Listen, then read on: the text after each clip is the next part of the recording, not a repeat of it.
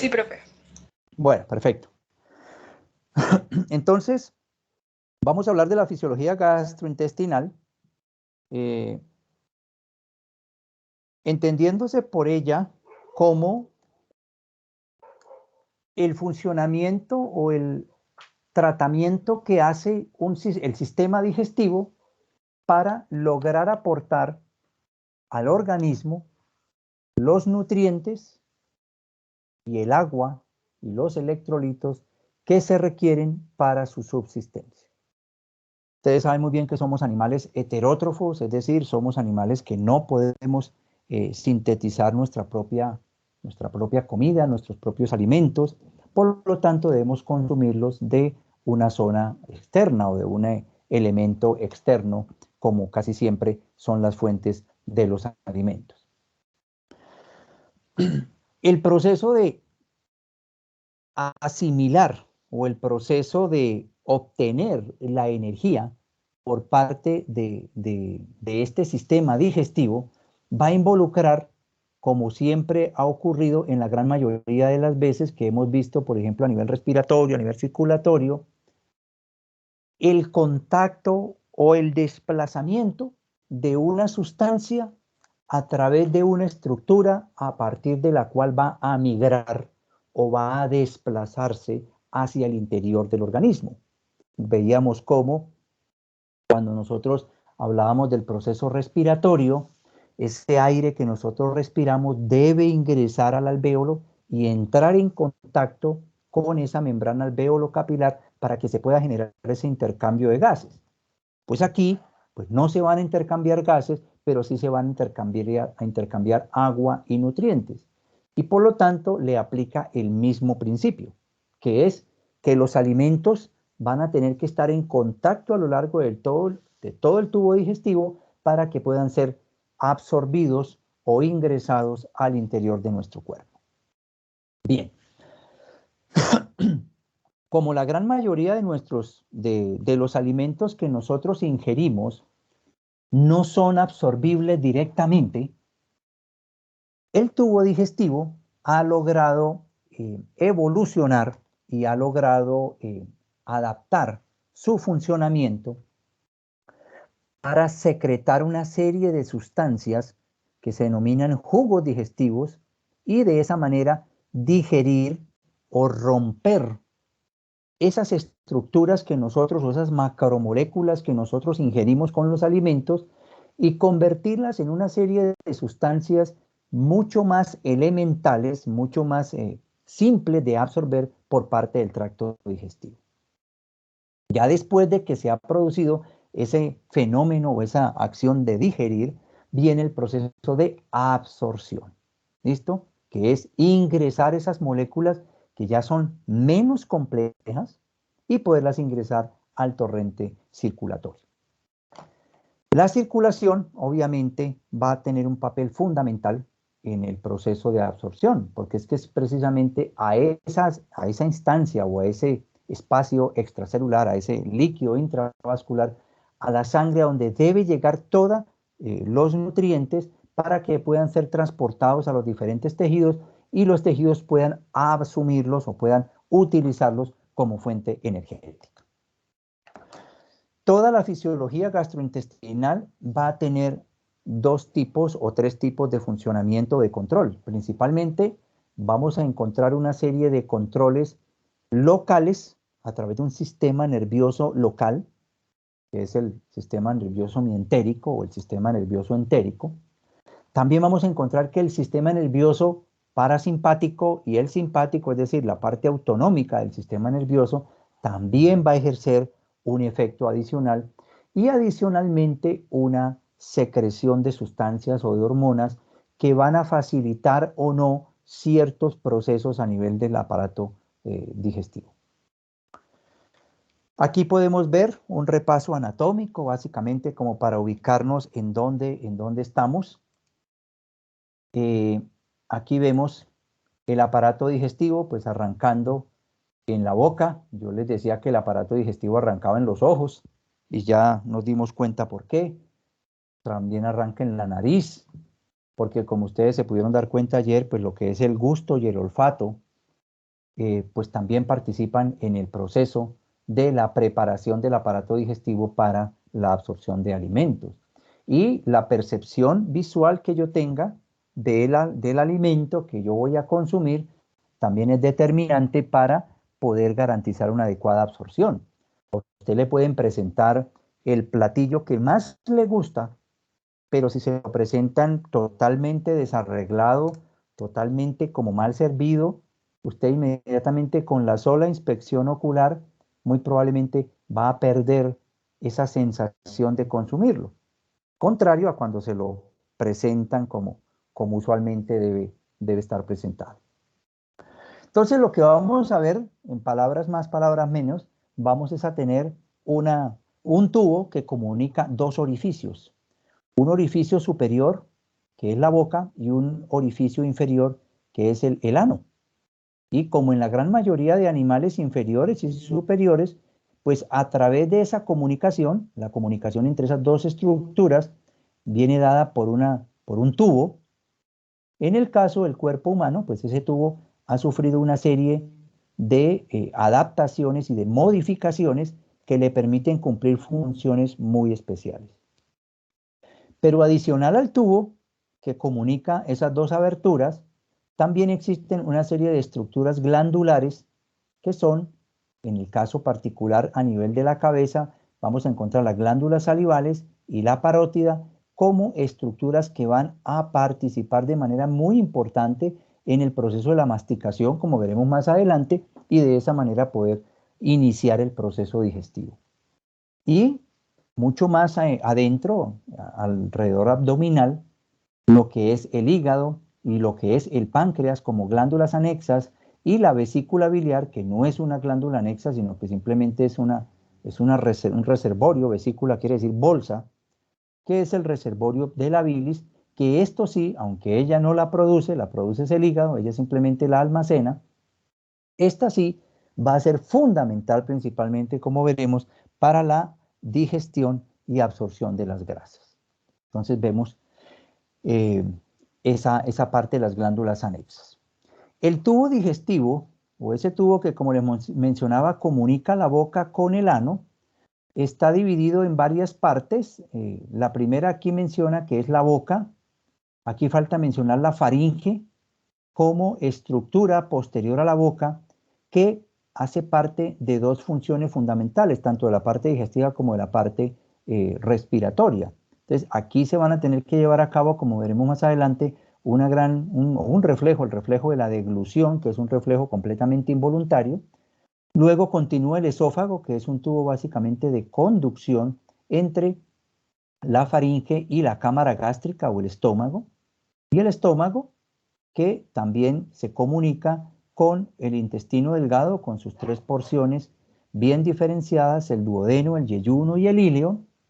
Y posteriormente, cuando se termina este duodeno, o este intestino delgado mejor, la conformación del colon, con sus tres porciones, el colon ascendente, el colon transverso, el colon descendente y el sigma o el colon sigmoide, que ya es la parte final que comunica el colon descendente con la ampolla rectal. Como ustedes se pueden dar cuenta, la gráfica nos muestra que hay una diferente composición desde el punto de vista macro. El intestino delgado y el intestino grueso pues tienen unas conformaciones anatómicas muy diferentes, y precisamente esa diferencia de la conformación anatómica es producto de la función que van a cumplir. A nivel del duodeno, a nivel del intestino delgado, pues se van a absorber la gran mayoría, casi todas, de agua y nutrientes. Mientras que ya a nivel del colon realmente lo que más se absorbe principalmente es agua y electrolitos. Realmente el colon no tiene un mayor poder absortivo. Igual que ocurre, por ejemplo, con el estómago. El estómago es realmente nada lo que se absorbe. Bien, dentro del tubo digestivo, entonces recordemos esta conformación anatómica que tiene. Este es un corte transversal del intestino delgado, en donde vemos que esta es la parte interna, la luz del intestino, que es donde van a quedar almacenados, o es a donde van a llegar los diferentes alimentos. Y vemos que esta pared intestinal tiene una compleja conformación. La parte más externa es una capa de tejido seroso, que es la que lo envuelve y la que está en contacto con ese peritoneo visceral y en contacto con la cavidad abdominal. Por debajo de ella, pues vamos a encontrar un músculo o una capa muscular que es longitudinal, es la capa más externa de esta pared intestinal o esta pared digestiva. Por debajo de ella vamos a encontrar otra fibra muscular, pero que esta tiene una orientación circular. Entonces la de arriba es a lo largo, en el eje axial, ¿no? La circular, pues obviamente va a ser en ese eje transversal y vamos a convertirla o vamos a poderla identificar porque conforma la capa musculosa ciliar. Por debajo o más hacia el centro de esa capa muscular circular, entonces vamos a encontrar lo que es propiamente la submucosa, que como su nombre lo dice, es esa capa de tejido absortivo que está debajo de la capa mucosa. Y de la capa mucosa o entre la capa mucosa y la capa submucosa, también se pueden encontrar ciertas fibras musculares que obviamente no tienen una connotación tan desarrollada como la fibra muscular longitudinal o la fibra muscular circular, que es lo que se denomina la muscularis mucosae, que es la que separa la submucosa de la mucosa. Y ya finalmente, recubriendo la mucosa y en contacto con la luz intestinal, entonces encontramos la mucosa propiamente o el epitelio de la mucosa digestiva. En este epitelio pues vamos a encontrar las glándulas que principalmente están involucradas en los procesos digestivos y de absorción. Bien. Otro aspecto importante en este corte transversal es lo que tiene que ver con el sistema nervioso entérico. El sistema nervioso entérico está compuesto por dos grandes divisiones. El plexo nervioso mientérico, que es el que está entre las dos capas musculares, como podemos ver acá, entre la longitudinal y la circular, y el plexo nervioso submucoso o de Meissner, que como su nombre lo dice, está ubicado ya por fuera de la capa circular, en la capa submucosa, y que, como vamos a ver más adelante, mientras el plexo nervioso de Meissner se va a ver más involucrado, en los procesos secretores del intestino, el plexo mientérico, el que está ubicado entre las dos capas, la longitudinal y la circular, se va a ver más involucrado en los procesos de movimiento o de motilidad o de peristaltismo del intestino. Bien. Algunas características para tener presentes sobre la fisiología gastrointestinal. Como ya lo habíamos mencionado, el músculo liso intestinal funciona como un sinsitio, es decir, como una estructura que permite la transmisión de los potenciales de acción de manera simultánea a las diferentes células que componen ese tejido liso. Recordemos que es similar a como ocurría con el músculo cardíaco, que también es un sinsitio. El músculo liso también se comporta como un sinsitio. ¿Listo?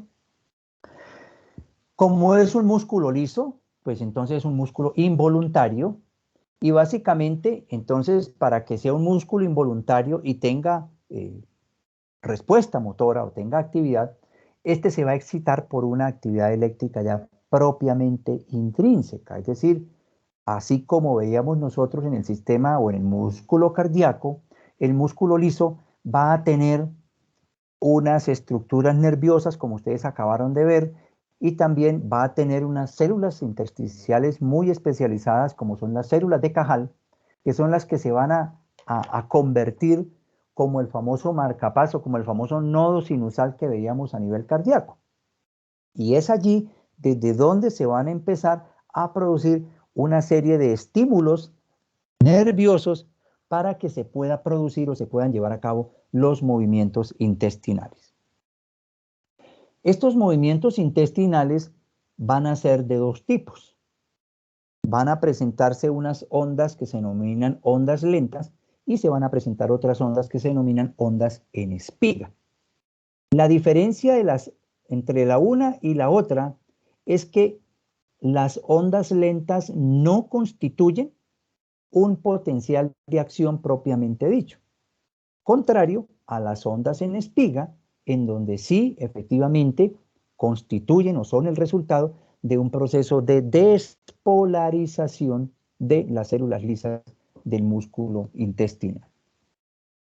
Miremos qué características tienen cada una. Por ejemplo, las ondas lentas más o menos se van en un promedio de 3 a 12 por minuto. O sea, son bastante lentas, de allí su nombre. Miremos la frecuencia de las ondas en espiga, de 1 a 10 por segundo. Entonces, esto ya sí corresponde a un proceso que va a desencadenar un movimiento mucho más determinado con un objetivo muy, muy específico.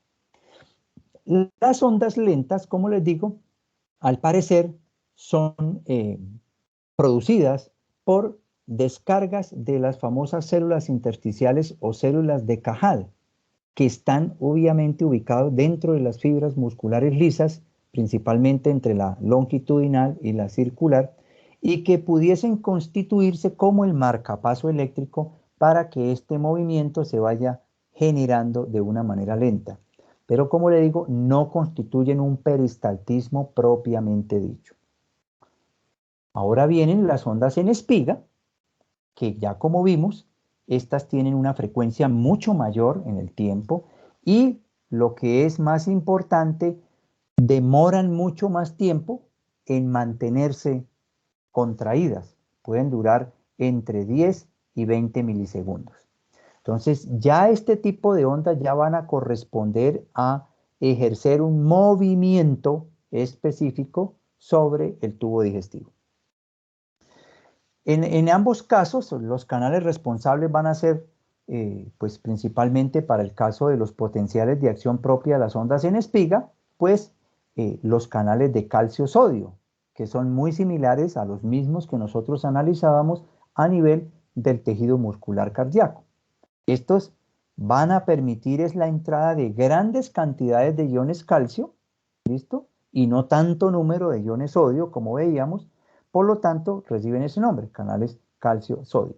Y esto entonces va a traer como consecuencia que la contracción sea mucho más sostenida, sea mucho más contraída que la simple contracción del todo nada que hemos visto en la gran mayoría de despolarizaciones en donde ingresa el sodio. De igual manera, como veíamos a nivel del tejido cardíaco, esto nos va a garantizar que el proceso de despolarización y repolarización se corresponda también con el proceso de contracción muscular. Entonces aquí tenemos esta gráfica que ustedes encuentran en su texto de Gaito, en donde vemos que en reposo, sin que constituyan un movimiento propiamente dicho, se presentan las ondas lentas. Y vemos que estas ondas lentas no alcanzan a superar el umbral de excitación o el umbral de descarga que se tiene más o menos en este tipo de células, que sería aproximadamente de menos 40 milivoltios.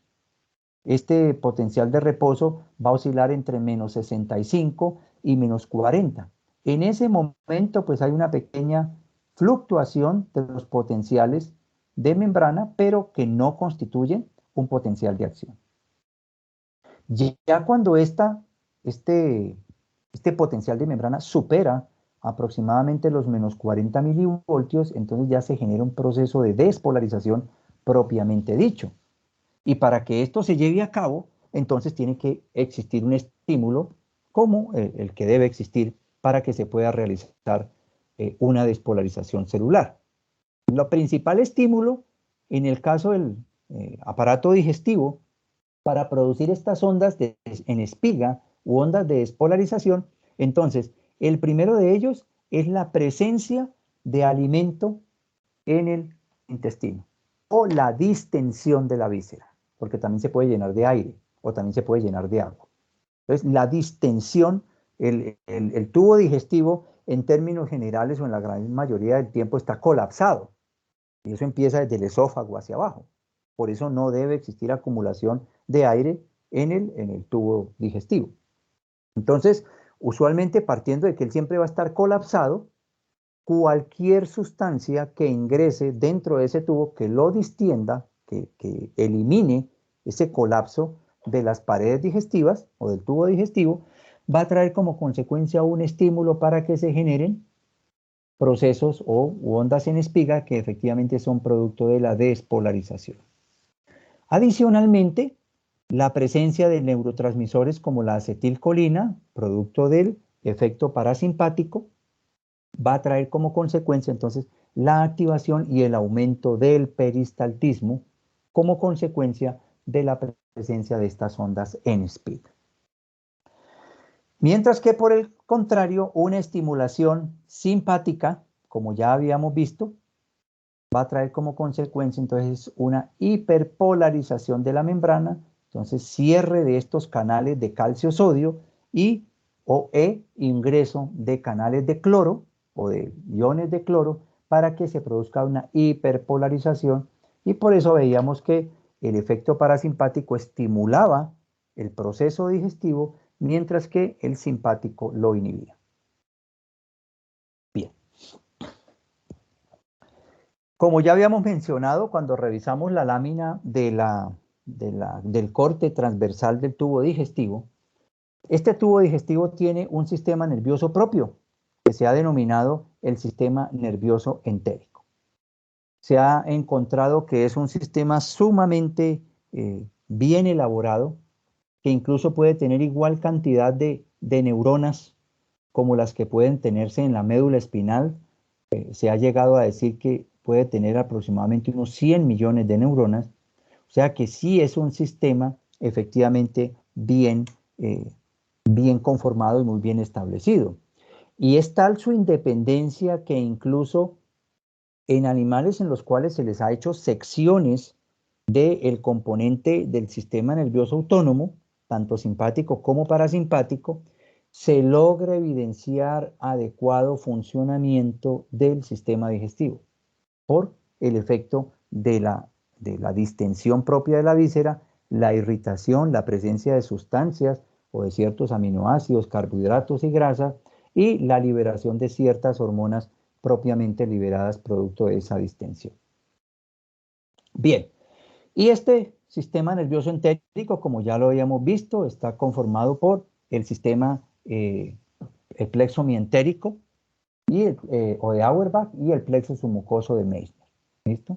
Como les mencionaba, el plexo mientérico va a tener una mayor participación en los movimientos gastrointestinales, mientras que el plexo submucoso va a tener su papel fundamental en los procesos de secreción de sustancias para facilitar el proceso digestivo. Esto, como les decía, el sistema entérico puede funcionar solo o si se requiere con la participación del sistema nervioso autónomo. Como les decía, se han hecho experimentos en los cuales eliminando el influjo del sistema nervioso autónomo, que usualmente lo tiene, el sistema entérico es capaz de funcionar de manera autónoma. Aquí tenemos esta gráfica en donde nos muestra la relación que tiene el plexo submucoso y el plexo mientérico y su participación o su, digámoslo así, su relación mejor con las dos ramas del sistema nervioso autónomo, el sistema simpático, ¿listo? Y el sistema parasimpático. Aquí vemos que tanto el sistema simpático como el parasimpático inerva o tiene contacto con cada uno de los dos plexos.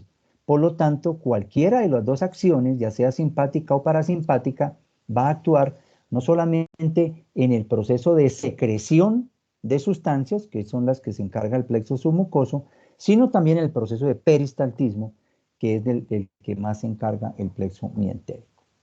Y aquí vemos las neuronas sensitivas, que están ubicadas principalmente a nivel epitelial, que son las que van a sensar la distensión o la presencia de ciertas sustancias dentro de la luz intestinal para llevar esa información, ya sea pues a los centros medulares del sistema nervioso simpático o a los centros superiores para el caso del sistema nervioso parasimpático, y de allí obtener su respuesta motora. Bien. A nivel gastrointestinal, como es un funcionamiento completamente involuntario, como hemos visto, se van a llevar a cabo, o mejor, como es un proceso involuntario, la gran mayoría de los fenómenos obedecen a la participación de reflejos. Es decir, procesos en los cuales solamente van a intervenir niveles o segmentos medulares o dentro de los mismos ganglios o dentro del mismo sistema propiamente dicho del sistema entérico. Entonces, tenemos los que se integran única y exclusivamente a nivel de la pared intestinal. Es decir, esos reflejos no llegan a la médula espinal y mucho menos van a llegar a algún tipo de centro nervioso superior. ¿Cuáles son los reflejos que se involucran en este tipo de integración a nivel solamente de la pared intestinal? Entonces, todos los que tienen que ver con la secreción digestiva, el peristaltismo, las contracciones de mezcla y los efectos inhibidores locales. Como vamos a ver más adelante, la sola presencia de alimentos dentro del estómago va a estimular la contracción del mismo para evacuar esos alimentos en el intestino delgado, en el duodeno. Pero tan pronto llegan alimentos al duodeno, él inmediatamente genera un reflejo de retroalimentación inhibitorio para que el proceso sea mucho más demorado. Vamos a ver que la colecistoquinina es una de las principales hormonas involucradas en estos reflejos. Pero esto se está llevando a cabo única y exclusivamente por la integración que se da a nivel de la pared intestinal. Hay otros que pueden llegar entonces a los ganglios simpáticos prevertebrales y desde allí regresan otra vez al tubo digestivo. Entonces ya incluyen segmentos medulares o los ganglios simpáticos vertebrales. ¿Cuáles tenemos? El reflejo gastrocólico, los reflejos enterogástricos y el reflejo cólico-ileal. ¿Listo? El reflejo gastrocólico básicamente hace referencia a que cuando hay alimento a nivel de la cámara gástrica o se empieza a comer, inmediatamente se activa el estímulo a nivel del recto. Por eso, cuando un niño pequeño, no sé si ustedes han tenido esta experiencia, pero los que ya tienen hijos o tienen sobrinos y demás, las mamás se desesperan porque el niño empieza a comer y le dan ganas de ir al baño. Y no me va al baño hasta que no termine de comer y eso es motivo hasta para que el almuerzo o lo que se está comiendo sea una tragedia. No, eso es el reflejo gastrocólico, que el niño todavía no ha logrado madurar, pero ese es un reflejo normal del sistema digestivo cuando ingresa comida. En los adultos ya tenemos la capacidad de contener eso, tenemos un hábito de evacuación intestinal diario, ya sea en la mañana, en la noche, a mediodía, a la hora que ya estén acostumbrados. Entonces este reflejo gastrocólico ya no es tan fuerte y lo podemos inhibir y ya no nos genera esa necesidad de ir al baño. Pero en los niños sí ocurre eso y eso es producto del reflejo gastrocólico. Los reflejos enterogástricos son los que van desde la parte del intestino, o la parte, sí, del intestino, principalmente el intestino delgado, hacia la cámara gástrica. Y uno de ellos es cuando llega el alimento al intestino delgado, a la primera porción, al duodeno. Inmediatamente un reflejo inhibitorio para que el proceso de descargue de comida desde el estómago hacia el intestino se disminuya y se frene. Con eso se garantiza que el proceso sea mucho más gradual. Y el reflejo cólico ileal, que básicamente lo que hay es, así como ocurre entre el píloro, el reflejo enterogástrico, cuando termina el ilion en la ampolla cecal y empieza el colon ascendente, igual. Cuando llega parte de ese quimo a la válvula ileocecal, inmediatamente se devuelve un reflejo hacia la zona del ilio para que ese proceso se inhiba y la descarga de ese alimento sea lo más controlada posible. Esos son reflejos que buscan es garantizar de que el proceso se lleve a cabo de una manera armónica. Y tenemos otros reflejos que van desde el intestino a la médula espinal y llegan al tronco encefálico para después volver al tubo digestivo. Entonces ya aquí hay una serie de aferencias que pueden llegar a centros integradores del sistema nervioso, a centros superiores de integración del sistema nervioso. Dentro de ellos tenemos el control de la actividad motora y secretora, es decir, esto potencia esta parte de los reflejos que se están integrando a nivel de la propia pared intestinal, los reflejos dolorosos cuando hay alguna inflamación, alguna infección, algún cuadro diarreico o algún cuadro irritativo, perdón, a nivel de la mucosa intestinal, inmediatamente se van a desencadenar reflejos dolorosos que buscan inhibir la motilidad o tratar de producir, como les decía, los famosos abdómenes en tabla, cuando hay problemas, rupturas de víscera que inflaman o irritan el peritoneo. Todo eso son liderados o son integrados ya a nivel de la médula espinal y el tronco encefálico. Y otro reflejo, que son los reflejos de la defecación. Aunque en este reflejo de la defecación también, como vamos a ver más adelante, va a participar un componente voluntario, que es el que nosotros podemos mantener. Bien. En cuanto al control hormonal de la motilidad intestinal, entonces tenemos aquí esta tablita que la encuentran ustedes en su texto de Gayton, en donde ya vimos la parte propiamente dicha, el entérico, la cuestión de los reflejos, y ahora miremos la parte de la motilidad intestinal. Cuando hablamos de la motilidad intestinal hacemos referencia a la presencia de ciertas sustancias que se secretan al interior o a la luz del tubo digestivo, producto de la presencia de alimentos o de ciertas sustancias dentro de la luz intestinal. Vamos a ver cuáles de ellas son.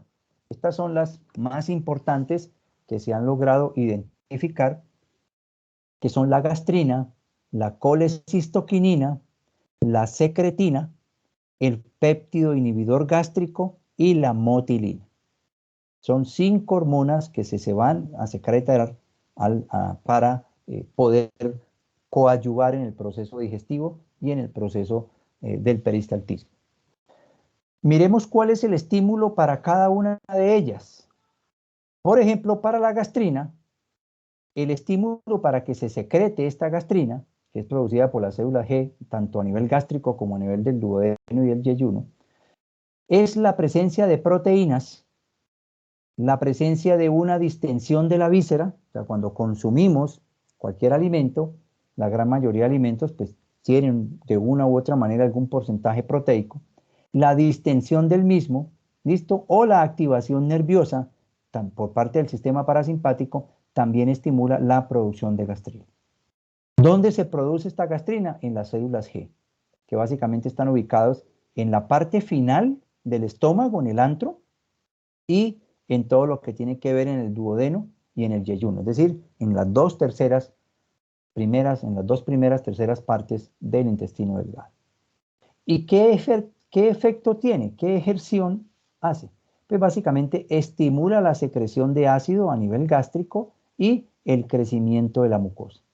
Es principalmente la gastrina a nivel del estómago. En el caso de la colecistoquinina, vemos que la colecistoquinina también se produce por la presencia de proteína, pero principalmente por la presencia de grasas y la presencia de ácido. ¿Listo? ¿Dónde se produce la colecistoquinina? En todo el intestino delgado, en las 3 porciones, duodeno, el yeyuno y el ilion. Están identificadas las famosas células I, que son las que producen la colecistoquinina.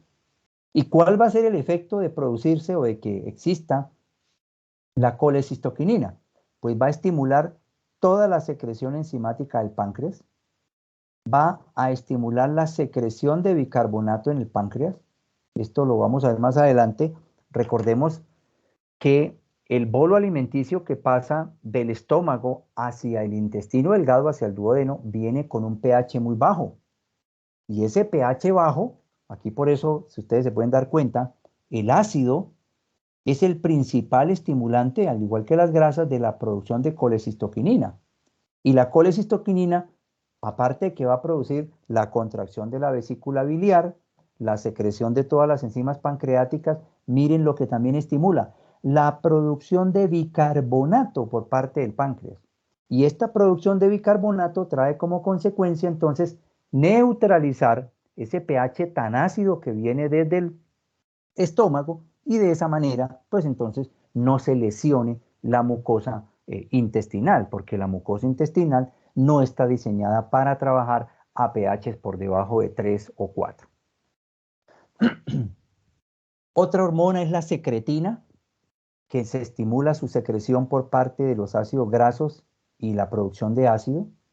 Esta secretina pues es producida por las células S, de allí su nombre, secretina, que también son producidas por todo el intestino delgado. ¿Y qué acción tiene? Estimula la secreción de pepsina, igual la secreción de bicarbonato por parte del páncreas, la secreción también de bicarbonato por parte a nivel biliar y es inhibida por la secreción de ácido gástrico. Igual que la colecistoquinina, el ácido o se inhibe por, aquí lo que está inhibiendo es el vaciamiento gástrico, por eso las comidas con alto contenido de grasa se demoran mucho más tiempo en descargarse desde el estómago hacia el intestino. Aquí, en el caso de la secretina, sí, la secreción de ácido gástrico inhibe la producción de la secretina. El péptido inhibidor gástrico se estimula también por la secreción de proteínas, la presencia, perdón, de proteínas, grasas y carbohidratos a nivel del intestino. Es producido por las células K del duodeno y principalmente estimula la liberación de insulina. Ahí entonces entendemos por qué la presencia de carbohidratos estimula la producción de este péptido inhibidor gástrico para que este también estimule la producción de insulina. Y se inhibe la secreción de ácido por parte de la cámara gástrica.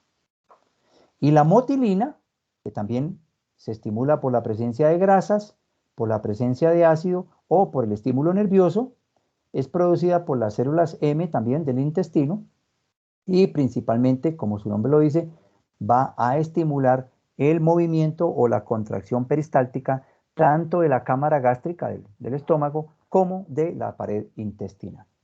Entonces, si ustedes se pueden dar cuenta, toda esta control hormonal viene dado por estructuras que están secretadas o por células que están ubicadas a nivel del intestino delgado, excepto la gastrina, que también es producida por las células del antro. Bien.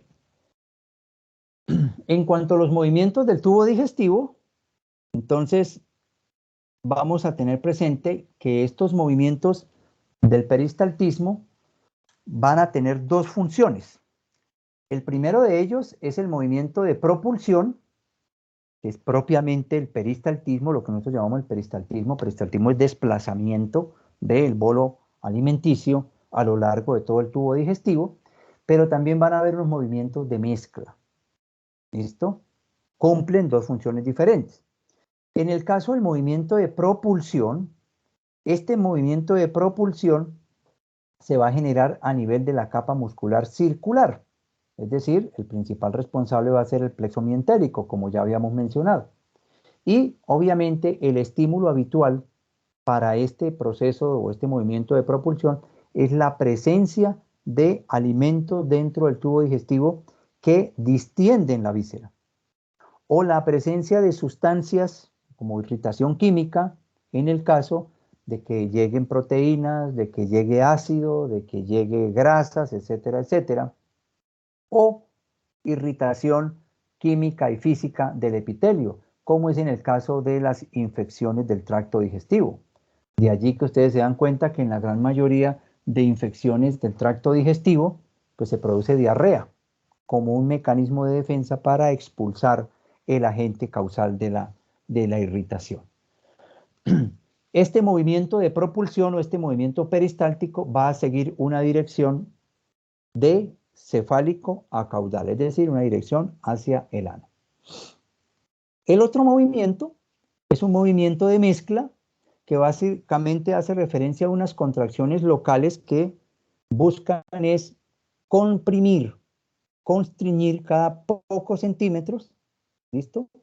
Para que entre dos segmentos diferentes del intestino se logre comprimir o digámoslo así, triturar el contenido de ese intestino. Estas tienen una duración mucho más larga, que puede aproximadamente durar entre 5 y 30 segundos, y luego van seguidas de contracciones de otros segmentos del intestino. Es decir, aquí el objetivo de este movimiento no es desplazar el bolo alimenticio, sino macerarlo entre unas capas, es decir, como que trata de irse hacia adelante y luego se devuelve y dos capas o dos paredes del intestino o de la cámara donde esté ubicado el bolo, lo que buscan es aplastarlo con miras de, en primer lugar, triturarlo y permitir que se logre una adecuada mezcla o una mezcla mucho más homogénea del contenido del quimo, que es así como se va a llamar, con las diferentes enzimas digestivas que se están secretando por parte del tubo digestivo. Otro aspecto importante que debemos tener cuando hablamos nosotros de la fisiología digestiva es la circulación esplácnica. La circulación esplácnica hace referencia a esa disposición tan particular que tiene el lecho vascular cuando tenemos o cuando hacemos análisis del aparato digestivo. Como ustedes saben muy bien, ¿quién se acuerda cuáles son las principales arterias que irrigan el intestino? ¿Quién se acuerda? A ver, ustedes que son anatomistas. La mesentérica superior. ¿Qué más?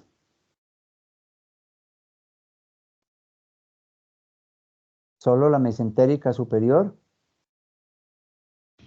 Hay unas que gástrica derecha, gástrica izquierda. Ajá, bueno. Mesentérica superior y mesentérica inferior, ¿no? Inferior. Recuerden que ellas, yo no soy anatomista, yo hace rato que no reviso la parte anatómica, pero ellas se anastomosan. No sé si se acuerdan del famoso arco de Riolano. Eso ya usualmente no se acostumbra a enseñar con epónimos, pero es la anastomosis que se va generando por parte de ramas de estas arterias mesentérica superior y mesentérica inferior. También recordemos que para la cámara gástrica estaba la celíaca, que es otra arteria importante, pero desde el punto de vista digestivo, pues como vemos, lo que más llama la atención es la irrigación a nivel de la mesentérica superior a la mesentérica inferior.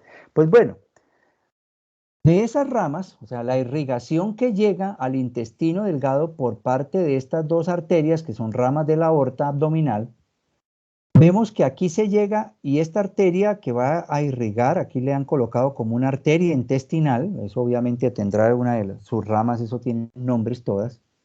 Esta se vuelve y se forma esta anastomosis para convertirse en vena, ¿listo? Similar a como ocurría a nivel de la circulación distal, la circulación periférica, y así como veíamos en el capilar, en la membrana alveolocapilar, perdón. Vemos que es exactamente lo mismo. Es un proceso en el cual va a haber una íntima relación entre la mucosa que va a absorber los nutrientes y el capilar al cual van a ser llevados. Luego, a través de la circulación venosa, ya aquí la digestión nuestra, todos los nutrientes son absorbidos es por la circulación venosa, ya aquí la arteria, después de que le ha suministrado el aporte de oxígeno y de nutrientes, se transforma en una vena y es a través de esa vena intestinal que van a drenar todas a la vena porta, por donde se van a acarrear o por donde se van a transportar los diferentes nutrientes que se han absorbido a nivel de esta zona o de esta pared intestinal. Vemos que esa vena porta llega al intestino, al hígado, perdón, y atraviesa los famosos sinusoides hepáticos. Una característica importante que hay que resaltar de estos sinusoides hepáticos y que ya habíamos visto cuando revisamos el sistema inmune es que allí están involucrados las células reticuloendoteliales, macrófagos de las células reticuloendoteliales, que se van a encargar de terminar de depurar o de eliminar cualquier bacteria, cualquier microorganismo que se haya podido absorber desde estos alimentos. Aparte de que ya a estas alturas del partido, como dicen, o a estos momentos, el jugo gástrico y el ácido clorhídrico a nivel de la cámara gástrica ha hecho una gran función en tratar de eliminar la mayor cantidad de microorganismos que puedan venir en los alimentos. Bien, una vez estos microorganismos han sido eliminados, si es que viene alguno, pues todos esos nutrientes son llevados al torrente sanguíneo a través de la vena hepática, que como sabemos la vena hepática drena a la vena cava inferior y de esta vena cava inferior va a drenar a la aurícula derecha y seguir toda el aporte, estos carbohidratos, estos aminoácidos y estos ácidos grasos y estas vitaminas que se hayan absorbido aquí a nivel intestinal, entonces van a viajar por todo el torrente sanguíneo y van a ser absorbidos a nivel de los diferentes tejidos. Mire, el arco de Drummond o la arteria marginal de Drummond, también aquí vemos claramente, perdón, las dos arterias, la mesentérica superior y la aorta, el arco de Riorani, que es esa anastomosis que se produce entre la mesentérica inferior y la mesentérica superior. Ese sí es muy famoso, yo creo que todavía lo siguen mencionando. Pero, si ustedes se pueden dar cuenta, no hay un punto exacto en el cual se pueda diferenciar la irrigación que da la una o que da la otra. Pero sí, efectivamente, la mesentérica inferior tiene su mayor aporte nutricional o sanguíneo desde lo que es la mitad del colon transverso, el colon descendente y el sigmoides. Mientras que la primera porción del colon y todo el intestino, pues por la superior. El lecho vascular que les comentaba ahorita tiene una gran importancia porque la mucosa o el epitelio, mejor, del intestino está caracterizado por la presencia de unas vellosidades. Los enterocitos, que son las células que componen el epitelio intestinal, tienen una disposición en su membrana apical a manera de vellosidades, como ustedes las pueden ver aquí en la parte derecha de sus pantallas. Aquí vemos cómo la mucosa intestinal tiene, aparte de tener más o menos unos 6 metros de longitud del tubo digestivo, tiene esta serie de vellosidades que ustedes saben muy bien cumplen la función de aumentar el área de absorción. Y dentro de esas vellosidades es donde se introduce el vaso sanguíneo, que aquí lo vemos de color rojo, para hacer un aporte nutricional a estas células de la mucosa intestinal y luego se transforma en el vaso venoso, que es el que va a llevar a través del sistema venoso porta toda la sangre hacia el hígado. En este punto es donde se empieza a generar el proceso de absorción en cada una de estas vellosidades. Entonces ustedes se van a dar cuenta que la gran mayoría del proceso absortivo se va a llevar a cabo hacia la sangre venosa para que después sea transportada hacia el hígado. Adicionalmente, dentro de cada vellosidad existe un tubo quilífero, que así se denomina, que está pintado aquí de color verde, que es un capilar linfático. Recordemos que aquí es donde se absorben, como veremos más adelante, los famosos kilomicrones, que son los que van a terminar transportando todos los diferentes ácidos grasos que se degradan a nivel digestivo. Como son células que no tienen una adecuada hidrosolubilidad, entonces tienen que ser transportados por estos tubos quiríferos para luego llegar a través de los vasos linfáticos y llegar al conducto torácico y de esa manera, ya unidos a apolipoproteínas que las hacen mucho más hidrofílicas, poderse transportar a nivel del torrente sanguíneo. Bien, eso en cuanto a tener algunos, recordar algunos aspectos de la anatomía de la circulación digestiva. Bien. El flujo sanguíneo intestinal tiene ciertas regulaciones y eso es lo que se denomina la famosa redistribución del lecho esplácnico.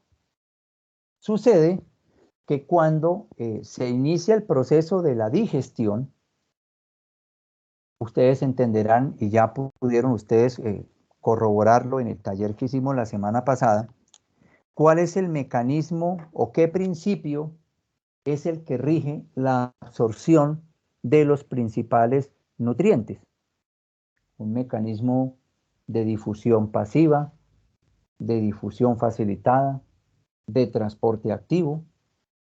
¿Cuál de esos tres es el que más predomina para la absorción de los nutrientes? ¿Cómo? Difusión facilitada. Bueno, no tanto, pero más que todo el cotransporte gracias a gradientes de concentración, sería como más el proceso. Y estos gradientes, porque ustedes van a ver que está el cotransportador de sodio-glucosa, el de aminoácidos para glucosa, etcétera, etcétera.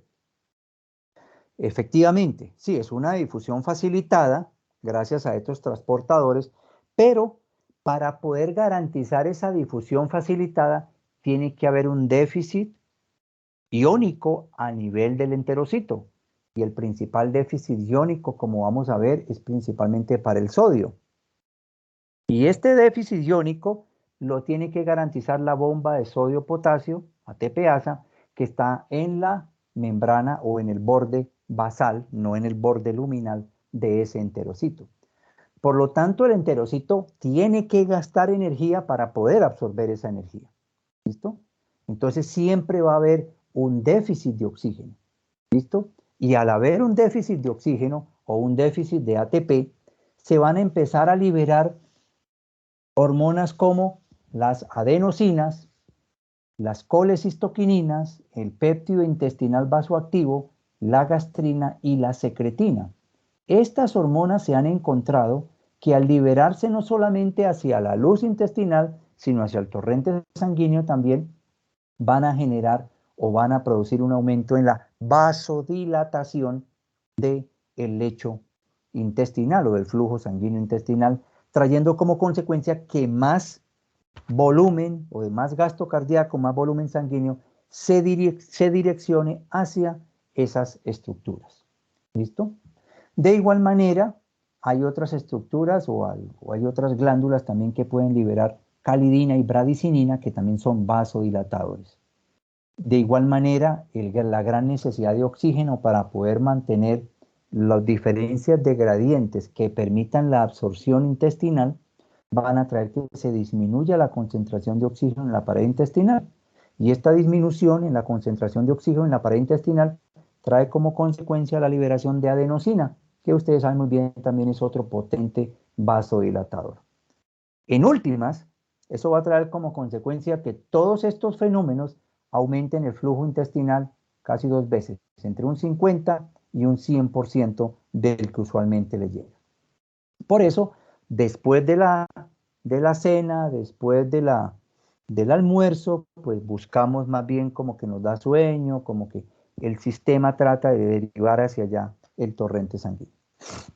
Bien, de igual manera, la estimulación del estómago o la distensión de la cámara gástrica y de parte distal del colon, precisamente producto de la presencia de ese alimento, trae como consecuencia un aumento del flujo sanguíneo local, básicamente por efecto parasimpático.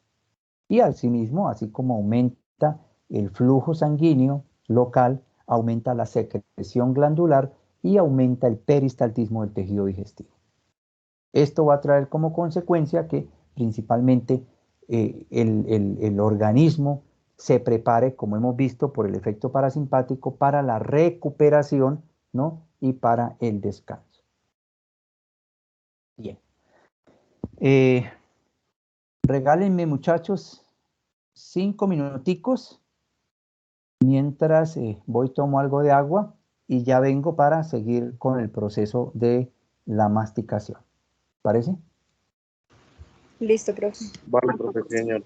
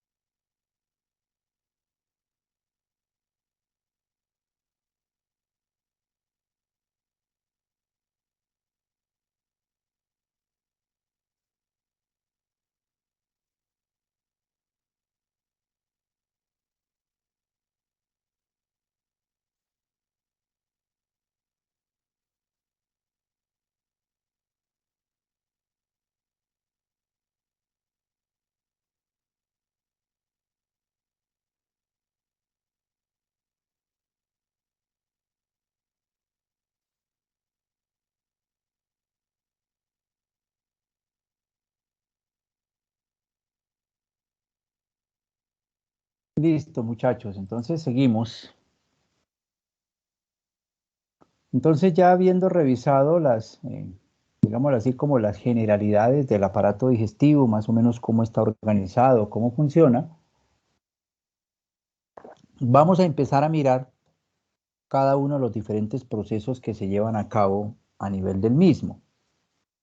Obviamente, el primero de ellos es el de la masticación.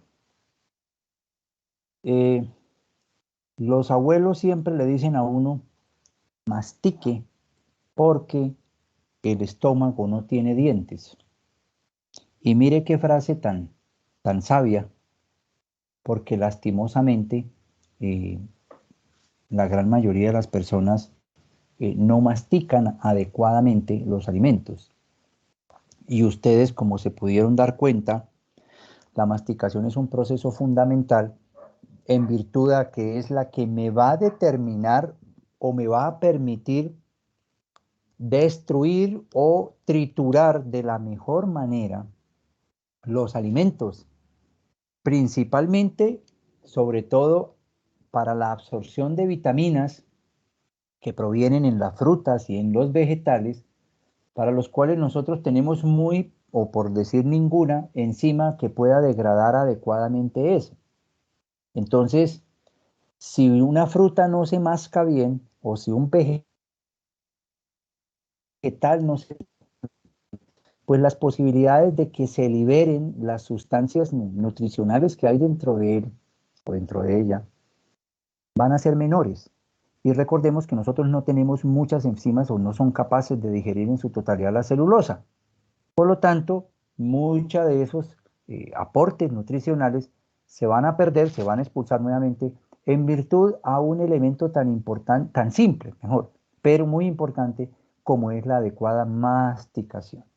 ¿Listo? Entonces, para que lo tengan en cuenta ahorita que vayan a almorzar, por favor, mastiquemos bien. Recordemos que entre más se mastiquen los alimentos, más fácilmente pueden deslizarse o pueden deglutirse hacia el esófago. Bien. La mayor parte de los músculos de la masticación, pues básicamente están inervados por ramas motoras del quinto par craneal. ¿Se acuerdan cuál era el quinto par craneal? ¿Y cuál es su principal función de ese quinto par craneal? Trigémino, muy bien, muchas gracias. Pero ese es un nervio muy sensitivo, ¿no? Pero tiene una rama motora. ¿Y qué otro par craneal? Mire, me metí ya con neuroanatomía ya que estamos tocando el tema. ¿Y qué otro nervio que también tiene una mayor condición motora, también tiene un componente sensitivo? Es decir, lo opuesto al quinto par craneal, al trigémino. ¿El? Facial. El facial, muy bien, el séptimo par craneal. Bueno, muy bien. Entonces, efectivamente, todos los músculos de la masticación están inervados por este nervio trigémino, quinto par craneal. ¿Ok? Y adicionalmente, el proceso va a depender de unos núcleos situados en el tronco encefálico, principalmente, como vamos a ver, el principal núcleo es el núcleo de la deglución, que lo vamos a encontrar en la parte inferior de la protuberancia y la superior del bulbo raquídeo. Bien. Otro proceso importante u otro elemento importante de la masticación es que es un proceso completamente reflejo. Uno cree que es algo inducido, pero no. Precisamente la masticación va a traer como consecuencia, o se va a generar mejor, este acto reflejo en virtud de la presencia del bolo alimenticio en la boca. Al incluir o al introducir un alimento dentro de la boca, inmediatamente lo primero que se va a generar es un reflejo inhibidor de los músculos de la masticación. Y al inhibirse el reflejo o al inhibirse esos músculos de la masticación, inmediatamente la mandíbula desciende. Y al descenderse, inmediatamente se genera el reflejo de distensión de estos músculos mandibulares que trae como consecuencia la contracción de rebote. Eso en condiciones normales. Aún así, pues nosotros podemos realizar procesos muy similares a los de masticación. pero siempre y cuando haya alimento dentro de la boca, porque usted dirá, pero cuando yo masco chicle, yo mastico, digamos, de una manera mucho más voluntaria. Pero principalmente cuando hay una mayor cantidad de alimento, lo que encontramos es que es un reflejo inhibidor de estos músculos de la masticación para luego generar lo que ellos denominan una contracción de rebote de estos músculos mandibulares. Y eso se empieza a generar de manera automática la contracción de la mandíbula, ocluir los dientes y de nuevo esa compresión de el bolo alimenticio, el alimento que se está mascando en la cavidad bucal, vuelve y se contrae contra el tercio final del paladar duro y el paladar blando, nuevamente trae como consecuencia inhibición de esta musculatura mandibular, vuelve y cae la mandíbula y otra contracción de rebote, y de esa manera hasta que nosotros podamos ya generar el proceso de deglución, que es el siguiente proceso que se lleva a cabo en la ingesta de los alimentos. Como les recalco aquí, muchachos, fundamental para el proceso digestivo. Ya vimos por qué. Luego de que mezclamos, ¿sí? Perdón, ¿alguien menciona Profe, algo? qué pena. O sea que cuando nosotros masticamos chicles, ¿no ocurre ese proceso normal fisiológico de inhibición y luego contracción? Por el tamaño no. Por el tamaño, porque recordemos que lo que induce la relajación o la inhibición o el reflejo inhibitorio de los músculos masticatorios es la presencia de alimento. A veces el chicle, a menos de que sea una gran cantidad de chicle, sí logra contener ese fenómeno. Pero casi siempre no se logra una inhibición, digámoslo así, tan marcada como si ocurre cuando usted llena la boca del alimento. Por eso yo, o sea, no quiero que quede la confusión de que no pueda uno entonces mover los músculos masticatorios de manera voluntaria. Claro que lo podemos hacer. Y prueba de ello es que cuando usted está hablando, usted está contrayendo gran parte de los músculos masticatorios, casi que por no decirlos todos.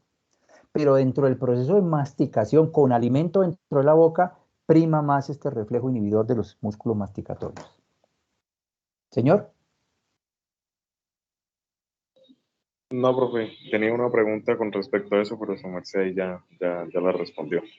Bueno, ya tengo el don de la adivinación. No, mentiras, me alegra que ya haya resuelto.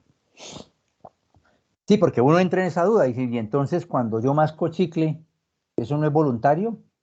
Claro que lo es, pero tiene un componente mucho más involuntario cuando usted llena la boca de alimento. Bueno, luego viene la fase de la deglución, que básicamente, como ustedes saben muy bien, la deglución es pasar el bolo alimenticio, perdón, antes de seguir, que se me ha olvidado, dentro del proceso de la masticación, recordemos que nosotros iniciamos el proceso digestivo. ¿Quién se acuerda qué sustrato energético o qué alimento se empieza a digerir? Porque alguien va a decir, ¿cómo? A nivel de la boca. ¿Cómo así, profe? ¿Puedo repetir? Hasta que les decía que no solamente la importancia de la masticación, porque ayuda a fraccionar el alimento en pedazos más pequeños, que va a permitir que las enzimas y el resto del proceso digestivo pues se lleve a cabo de una mejor manera. Sucede que a nivel de la boca y a nivel de la masticación también se inicia un proceso digestivo. ¿Qué alimento se empieza a digerir a nivel de la masticación o de la boca? Creo que alguien iba a mencionarlo. Los carbohidratos, profe. Los carbohidratos. Recuerden que la tialina, hay una amilasa lingual, perdón, que se encarga, obviamente, con un poder de digestión muy alto. Ya empiezan los carbohidratos a degradarse, a digerirse a nivel de la salivación por la presencia de la saliva. Entonces es importante que entre más tiempo dure esa saliva en contacto con ese alimento, pues ya empezamos a inducir ese proceso digestivo. Bien, ahora sí pasamos a la deglución. Entonces, la deglución va a tener tres fases, aunque realmente desde el punto de vista funcional serían dos fases, una voluntaria y otra involuntaria. Pero bueno, la primera fase voluntaria es el que va a tratar de llevar el alimento desde la parte posterior de la lengua justo a pasar los pilares amigdalinos. Allí en los pilares amigdalinos, cuando el alimento toca estas estructuras, son las estructuras con mayor sensibilidad que nosotros tenemos ahí en nuestra parte posterior de la boca, inmediatamente las aferencias van al centro de la deglución y es el que va a permitir entonces que, porque ya después de que llegue y pase esos pilares amigdalinos, el proceso se vuelve involuntario y ya difícilmente, a menos de que haya de pronto una arcada o algo por el estilo, poder devolver el alimento. Pero ya en condiciones normales ese alimento se va hacia la parte posterior de la faringe y luego hacia el esófago. ¿Listo? Esa es la fase voluntaria, que es la que nosotros realmente inducimos, es con la base de la lengua empujar el alimento hacia la parte posterior del paladar, el paladar blando. Esto va a traer como consecuencia que al empujar el paladar blando se tapen las coanas y se evite el retroceso del alimento hacia las fosas nasales. Y entonces la única vía que le queda es irse o atravesar los pilares amigdalinos e irse hacia la faringe. ¿Listo? Esa es la fase voluntaria. Esa sí la podemos nosotros controlar sin ningún inconveniente. Nosotros pasamos cuando ya consideramos que estamos en capacidad de hacerlo. Luego vienen dos fases que también son involuntarias, que es una fase faríngea y una fase esofágica, ambas involuntarias. Y en la fase faríngea involuntaria consiste en el paso de los alimentos hacia el esófago a través de la faringe. En la fase faríngea, ahí debemos tener presente otra cuestión, y es que, como ustedes saben muy bien, la faringe es la cámara o es el espacio común para la vía digestiva y la vía respiratoria. Entonces, se tienen que llevar a cabo una serie de procesos, de fenómenos, para que el alimento no se vaya por la vía respiratoria. Y eso implica el cierre de la tráquea. Dentro de ese proceso están que los músculos del cuello y los músculos constrictores de la faringe elevan la tráquea y al elevar la tráquea la llevan más cerca hacia la epiglotis, que aunado al hecho de que el bolo al pasar hacia la parte posterior de la faringe ya en contacto con el esófago termina de cerrarla y de esa manera se impide que los alimentos ingresen por la vía aérea y sigan de largo hacia la parte posterior. Recordemos que el esófago está posterior a la vía aérea. ¿Listo? Entonces, de ahí ya, cuando se supera la epiglotis, que la epiglotis termina cerrando la tráquea, pero realmente lo que hace es que la tráquea es elevada por los músculos de la faringe y terminan de cerrarla, así como hay un estrechamiento de las cuerdas vocales.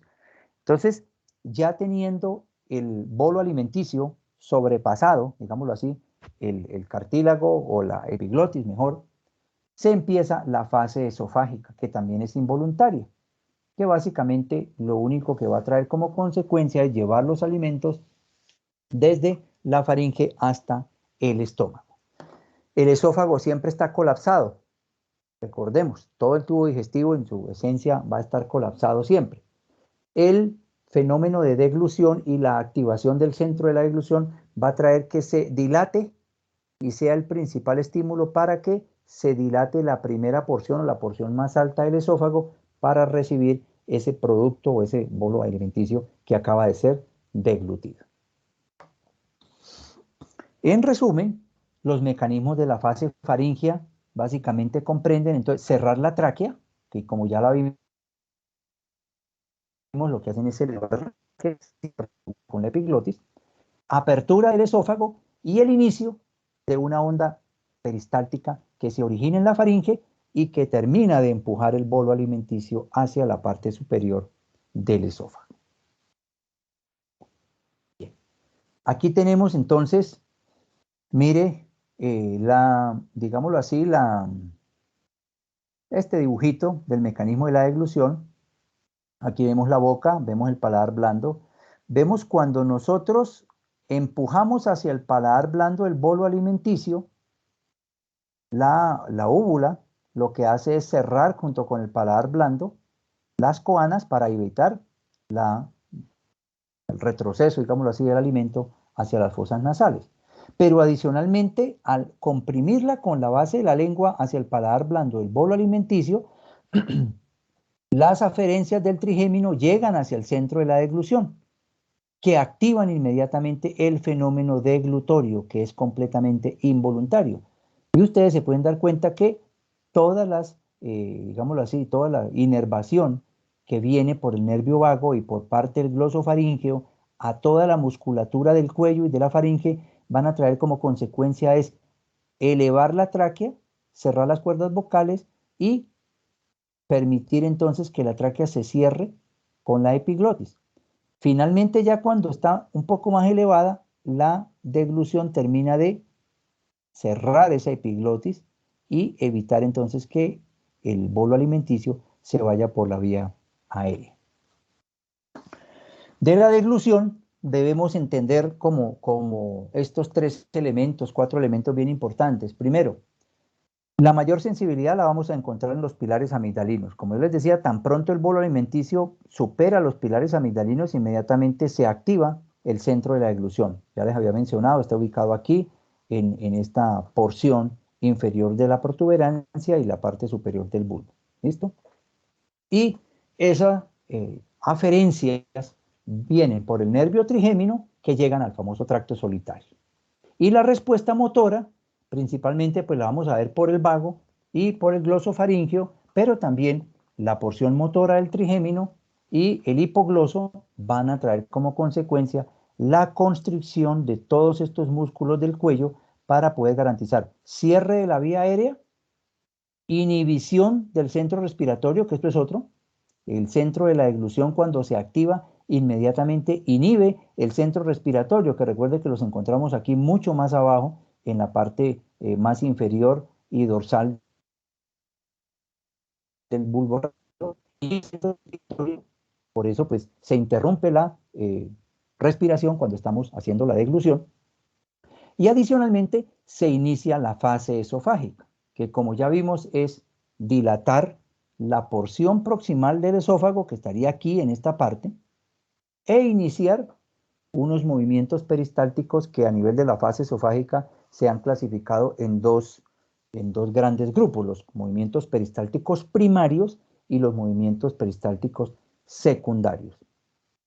Los primarios es simple y llanamente por el empuje, por la caída, por la deglución del bolo alimenticio que inmediatamente se ubica sobre la porción superior del esófago, por la continuidad de ese reflejo deglutorio sobre el esófago.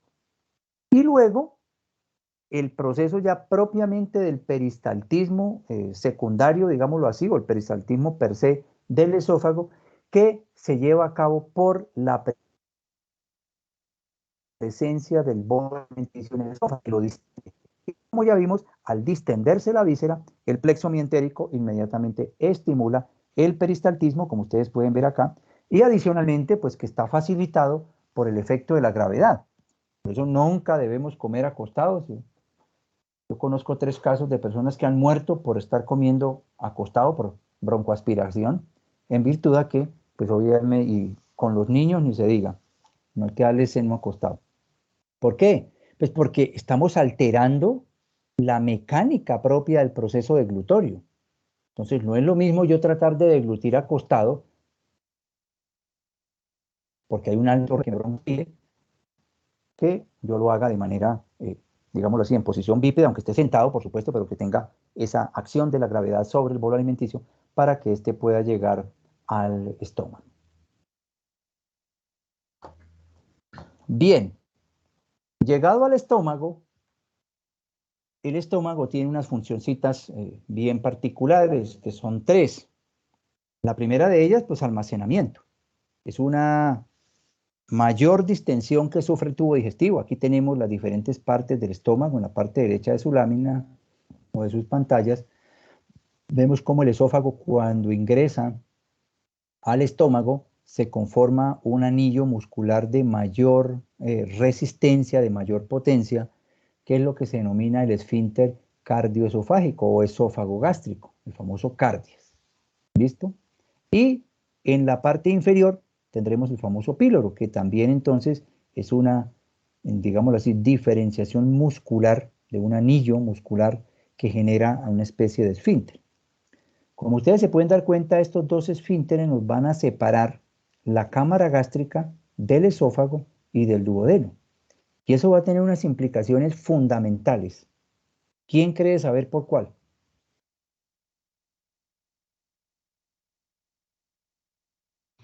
¿Los reflujos, profe? Sencillita. ¿Cómo? ¿Cuál? Profe, eso tiene que ver mucho con los reflujos, ¿no? Exactamente. ¿Cuánto es el pH del esófago? ¿Cuánto es el pH del estómago? ¿Cuánto es el pH del duodeno, de la primera porción acá del duodeno? Efectivamente, una de las principales características que tiene la cámara gástrica o el estómago es que su pH perfectamente es de 1. Óigase bien, 1. Eso es un ácido que corroe lo que usted se puede imaginar. Es ácido clorhídrico. Como vamos a ver en el proceso secretor, es ácido clorhídrico. Cuando llega el bolo alimenticio, puede subir por allá 4. Sí, máximo 4, entre 3 y 4. Aún así sigue siendo sumamente ácido. Mientras que el pH del esófago y el pH del intestino idealmente están por encima de 5 o 6. ¿Listo? Entonces, efectivamente, imagínense, si esto no tuviera un control o un cierre, tanto a nivel del esófago como a nivel del duodeno, pues el ácido clorhídrico escurriría o haría reflujo hacia el esófago o se escurriría hacia el duodeno, y estos tejidos no están, este epitelio, como vamos a ver el del tejido gástrico, sí está, tiene una capa de glucocáliz, como veremos, que es la que se encarga de protegerlo de la secreción ácida que produce las células parietales y las células principales. De no ser así, ese ácido iría hacia las diferentes partes, y eso es lo que ocurre, como decía Daniela, creo, los famosos reflujos, las personas que pierden la tonicidad de este cardias o este esfínter gastroesofágico, traen como consecuencia de que parte del contenido gástrico se devuelva hacia el esófago y genere una condición que se denomina el esófago de Barrett, en el cual hay una epitelización y hay una serie de cambios que incluso pueden ser cancerosos.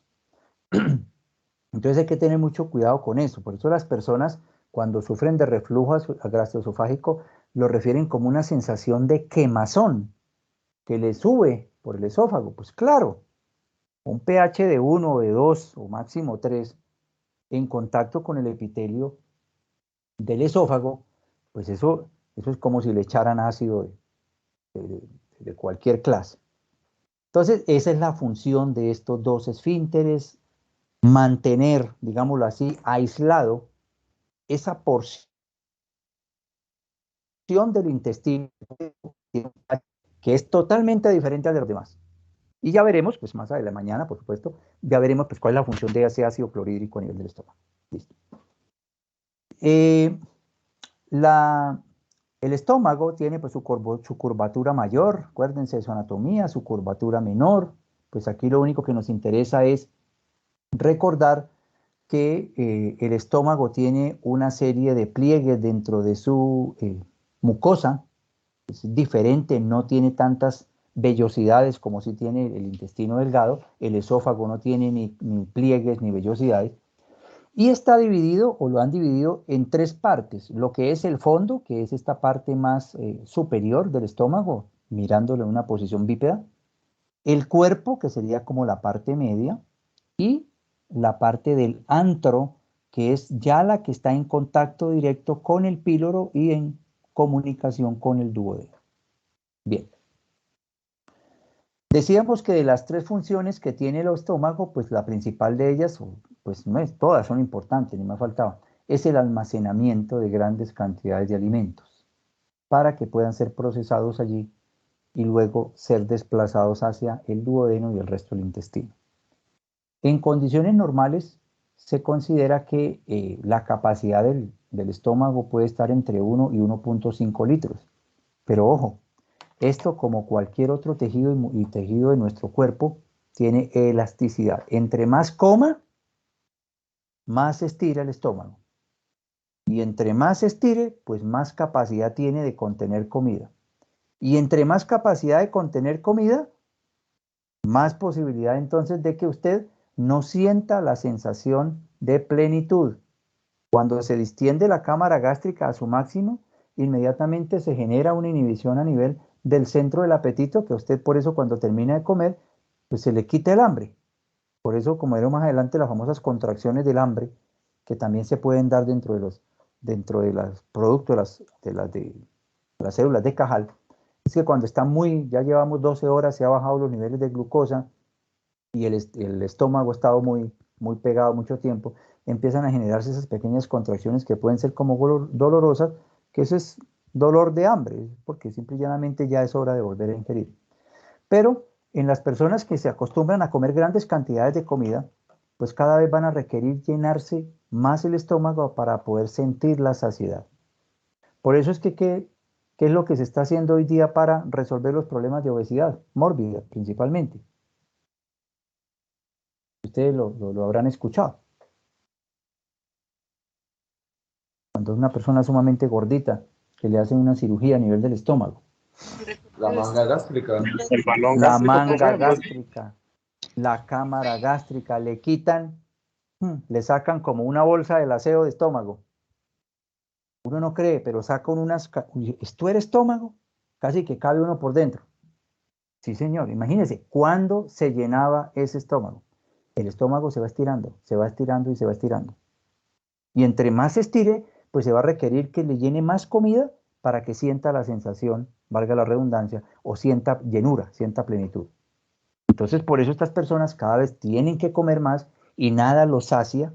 Y obviamente a mayor comida, mayor calorías, mayor obesidad y un círculo vicioso que la única manera de pararlo es quitando ese estómago, resecando gran cantidad del estómago, dejando únicamente el estrictamente necesario para que pueda llevar a cabo su proceso alimenticio.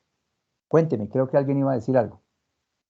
Sí, profe, o sea, como quien dice, el músculo, bueno, que conforma ahí el estómago, o sea, se estira como tal, o sea, va a estar ahí en constante Así, estiramiento la persona. exactamente, así como se estira el de la piel. Ustedes ven que las personas obesas, cuando les hacen el balón gástrico, la manga gástrica o la resección gástrica, obviamente esto tiene que ir acompañado de dieta y de ejercicio. Y ustedes ven que cuando empiezan a quemar calorías y empiezan a quemar esa grasa, ¿qué ocurre con el tejido celular subcutáneo y con la piel? Quedan unos grandes tejidos redundantes de todo lo que se estiró producto de acumular grasa a nivel subcutáneo. Un fenómeno similar ocurre en el estómago.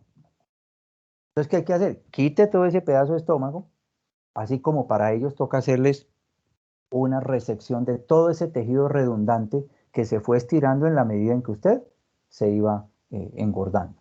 Es exactamente el mismo principio. El tejido se va estirando, se va estirando y se va estirando hasta que usted diga. Por eso vemos esos casos de obesidad mórbida por ahí en televisión, que uno dice, caramba, ¿cómo puede alguien dejarse llevar hasta allá? Bueno, entonces, pero en términos normales solo coman hasta 1 litro, litro y medio, ¿oyeron, compañeros? Para que no tengan problemas. Esa es en teoría como la capacidad máxima del estómago. Otra función es la Profe, función de qué mezcla. pena, Señor, sí, yo de una, dígame. no sé si incluso, bueno, hay veces que uno dice, uy, me llené solamente agua. Ahí también el estómago se estira, profe. O sea, porque hay veces que Claro, uno como que le pega esa vaina de que uno tiene que saciarse, pero solamente es de agua. Entonces, o sea, eso puede ser contraproducente, por decirlo así. no pues no tanto, por lo menos porque desde el punto de vista nutricional, el agua no tiene problema. Por eso incluso una de las estrategias que a veces dan para las personas con miras a que coman menos es que tomen agua antes de comer, antes de almorzar, antes de comer, para que la sensación de plenitud se desencadene antes y coman menos. Porque lamentablemente estamos acostumbrados a que hay que comernos el plato que nos sirve y si el del lado se descuida, también no lo comemos. O pedimos ñapa, pues. Pero eso obviamente, con el respeto de quienes hagan eso, pues allá ellos. No, hay que tratar de levantarse con hambre. Ese es un consejo que yo les doy. Es mejor levantarse no completamente satisfecho, porque es seña de que entonces se comió demasiado. Que lo haga muy de vez en cuando, en un asado, que uno quiera comerse un buen pedazo de carne, un sancocho, listo, pues una vez al año no hace daño, dice el dicho. Pero si usted lo coge todos los días a tener que levantarse, que no es capaz ni de caminar de lo tensa que queda el abdomen y el estómago, pues ahí sí ya hay cosas. Pero en el caso del agua no. En el caso del agua, ¿qué sucede? Pues esa agua va a pasar fácilmente al duodeno, se va a absorber, el resto se absorbe en el colon, y como si usted tomó más agua de la que requiere, sencillo, la nefrona se encarga de resolver ese problema. ¿Listo? Pero sí, usted puede llenar el estómago de agua y también va a sentir la misma eh, plenitud, porque lo que hace es distender la cámara gástrica. Profe, ¿Sí? y también depende mucho, ¿verdad?, de con qué alimento uno logró esa sensación de llenura, ¿no? Porque tengo entendido que hay muchas hormonas que se secretan, digamos, más con la proteína que con los carbohidratos, entonces, o como Claro. Us- Mire, ustedes saben con qué pueden mejorar usted la sensación de plenitud con menos calorías, con vegetales.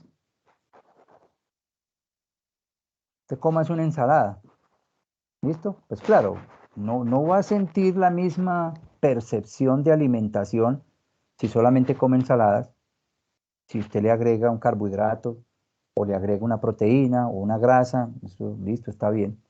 Pero precisamente, por ejemplo, la única dieta que ha demostrado que realmente baja de peso es una dieta hiperproteica, no más. Proteína y vegetales. Punto. Hay cualquier cantidad de dietas, sí, algunas funcionan más, pero disminuya la ingesta calórica, obligue al organismo a que empiece a gastar. Claro, si usted solamente le aporta proteínas, ustedes ya son bioquímicos, ¿no? Sacar energía de las proteínas, eso cuesta muchísimo. Entonces, ¿qué le queda? Sacar de las grasas. Y de esas grasas tenemos bastantica. Entonces, es fácil empezar y la proteína no le va a generar. Y la proteína, como de todas formas, no hay proteína que no traiga grasa, porque alguna cantidad de grasa tiene, va a generar saciedad que aunado a los vegetales, que también generan plenitud, generan llenura, porque lamentablemente nos acostumbraron a comer para llenarnos, no para nutrirnos. Entonces, usted se levanta lleno, pero la cantidad calórica de eso, pues es muy reducida y usted pues siente la plenitud y de esa manera pues puede abordar obviamente con ejercicio y demás el problema de obesidad. Pero sí, efectivamente también depende del tipo de alimentos con el cual usted consuma. Por ejemplo, una dieta con alto contenido de grasa genera una sensación de plenitud alta y demorada. Usted ve que usted asiste a un asado, lo invitan a un asado y se come usted su llanera, se come lo que sea, y cuando llega la hora de la comida, no, yo todavía tengo el almuerzo acá. Siente todavía la plenitud porque lo que son proteínas y grasas demoran un poco más el vaciamiento gástrico. Profe, Dígame. profe, y ahí también no podríamos abarcar, por ejemplo, el proceso de la masticación. Es que a uno siempre le dicen mastique lento para que coma poquito. Sí, claro, ese es otro aspecto. Lo que sucede es que hay tantas cosas desde el punto de vista nutricional y gracias por ese consejo porque, como yo le digo, nosotros debemos aprender medicina primero para nosotros mismos y para nuestros familiares. Porque nosotros estamos aprendiendo, tenemos que aplicarlo nosotros mismos porque si no, no tiene sentido aprender. Entonces, efectivamente, al usted masticar adecuadamente, genera mayor sensación de plenitud o mayor sensación de satisfacción a nivel del aparato digestivo. ¿Listo? Esa es otra estrategia que se utiliza. Por eso a veces cuando uno come muy rápido, en primer lugar, pues el problema es que se generan procesos de indigestión, pero el proceso es que entre usted más mastique, más rápido va a tener la sensación de plenitud a nivel gástrico. Y al tener más rápida la sensación de plenitud a nivel gástrico, pues usted le va a echar menos comida.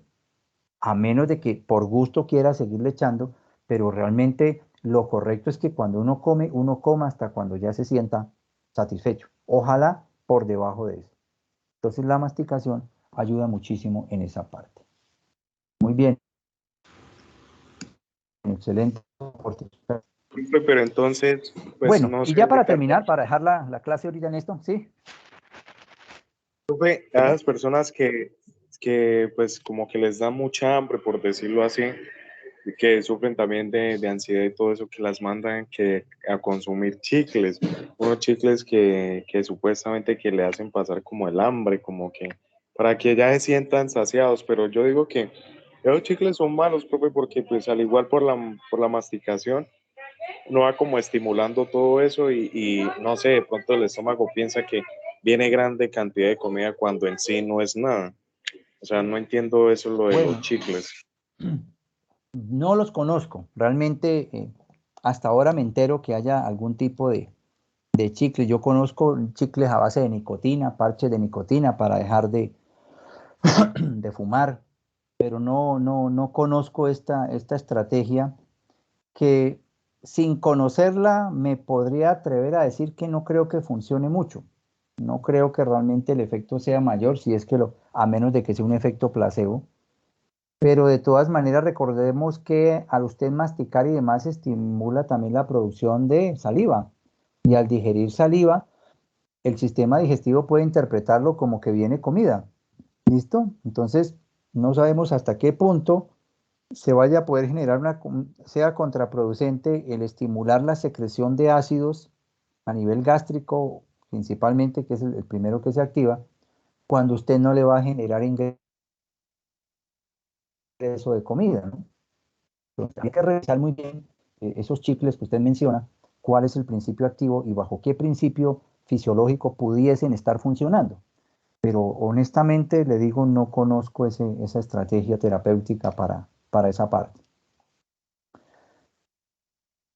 Bien, Vale, pues. terminemos mencionando los otros dos aspectos de la función del estómago, que es la mezcla. ¿Listo? Entonces la idea es que, como vamos a ver más adelante, hay una serie de movimientos de mezcla que lo que buscan es que los alimentos que llegan al estómago se mezclen adecuadamente con las enzimas y con los jugos gástricos y con el ácido clorhídrico y con la gastrina, que es una de las que más se secreta ya a nivel gástrico, para formar una papilla semilíquida que se denomina el quimo. ¿Listo? El quimo es ya el alimento completamente mezclado, pues de digestiva, secciones de las amilasas salivales y demás, y ya con la mezcla del ácido clorhídrico y la gastrina a nivel del estómago. Este quimo tiene que pasar al duodeno, y ahí va la tercera función motora del estómago, que es el vaciamiento. Este vaciamiento tiene que ser lento. Es un proceso que, como vamos a ver, va a estar regulado por el reflejo enterogástrico. ¿Listo?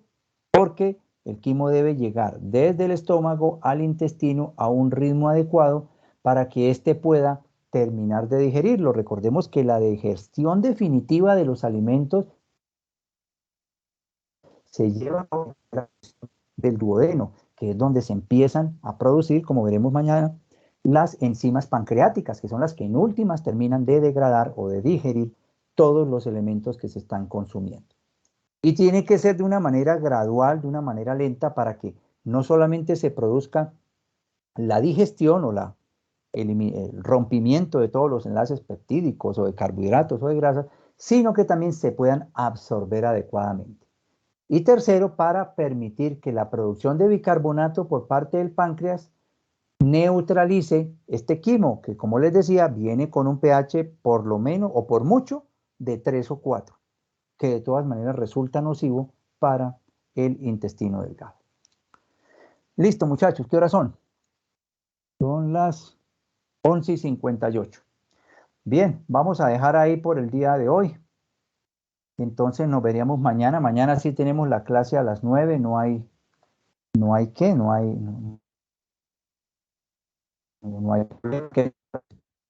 La charla de hoy se iba extendiendo un poco ahí con las preguntas. ¿Listos? ¿Alguna pregunta? ¿Algún otro comentario? Profe, qué pena, yo sí quedé en una dudita respecto a lo que usted estaba diciendo ahorita ¿Sí? o sea, del estiramiento que hay del estómago que se tiene que cortar para, o sea, para que, pues, sí, porque pues la persona no se sacía así de fácil con poca comida. Eso de cortar, no entiendo a qué te refieres, a una cirugía o algo así, no entendí. O Sí, sea, claro. Sí, claro. o Sí, sea que hay que solo hacer una hay cirugía. solución a partir En de una algunos cirugía. colocan un balón gástrico. Ah, Sí, ok, es un ya. proceso quirúrgico en el cual o se puede introducir un balón gástrico, es decir, una estructura que va a llenar el estómago, pero que va a quedar ahí metida y no va a permitir que obviamente se llene eso de comida. O en algunos le hacen de una vez el bypass gástrico. Ya cuando el crecimiento del estómago es demasiado grande, de pronto para mañana, si quiere, reviso y muestro algunas imágenes que sería, aunque ustedes las pueden encontrar, ¿no? Cuáles son las cirugías. En otras se elimina parte del estómago, de la cámara gástrica, pues para evitar que se siga acumulando más alimento. Pero este tipo de operaciones, así como esas, son muy riesgosas, ¿no? O eso tengo entendido, pues Pues por hoy día están muy ahí. estandarizadas.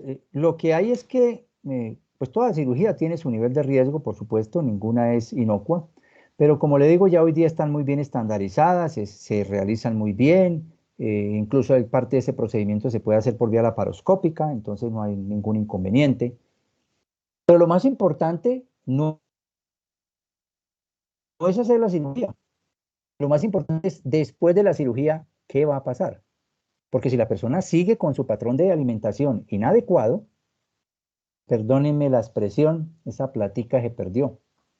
El cirujano feliz que venga cada 2 años a que yo le haga eso, pero no tiene ningún sentido. O sea, esto demanda una serie de cambios de estilos de vida, porque claro, el riesgo al que se somete, pues el riesgo como de cualquier otra cirugía, hay que tenerlos presentes, no se pueden desconocer.